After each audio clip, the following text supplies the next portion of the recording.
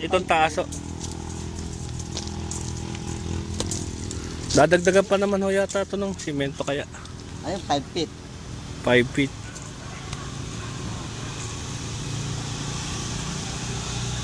Ayun, 5 feet. Plus allowance pa sa kwan. Sa baba? Tataas pa ng gabi.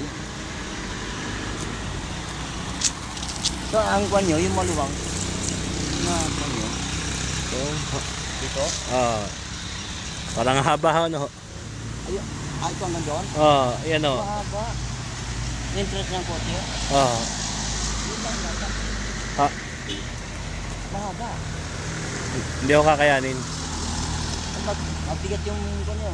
Mabigat nga ang bakal eh. Kailangan eh, kung ang kwan yun eh, meron bakal kayong ganun yan. Ganun ano. Oo. At saka meron kayong kabina sa taas. Masyado mahaba no. Parang kasya ang dalawang sasakyan ng kasya dito. Dalawang sasakyan nga yan. Sa lubungan ano. Kaya ang sasakyan nito, Ano dapat ay taas ang poste? Hindi naman no. pwede na rin eh. Bago yung taga, pagka dito lang. Pero may kakabit to ang masyadong mahaba no. Kailangan no, may suporta sa taas ano. May support sa taas yan. Hindi mababago ang design. 150 lang ng kotse, papakot lang. Tato, 2 meters na lang. Nalawag na.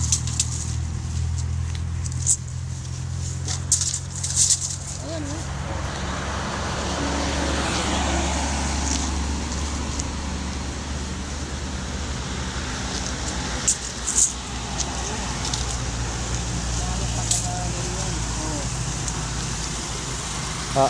Laki ang hiluwang. Maluwang ano. Kailangan may support ang bakal. May support ang bakal to. Hindi. Parang ganito. Ano? Kasi ang sukat ito, ito natin. Parang 2 meters.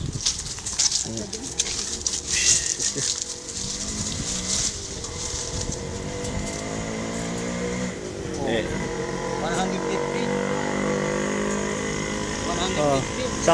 Isang kotse pa lang ang kasya dyan.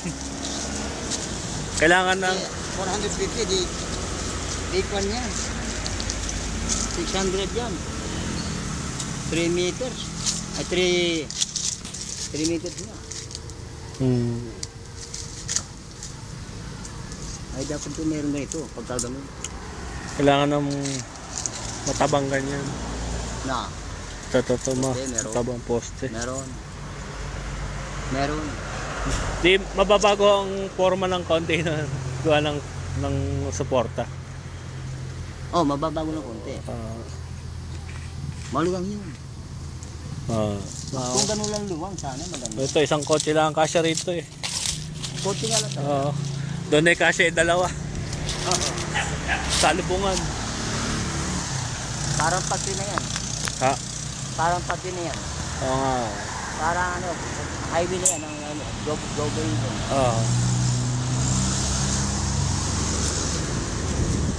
Hindi. Ayan, maganda rin baka ito. Matagal na ho yan eh. Hindi. Ibang style na yan.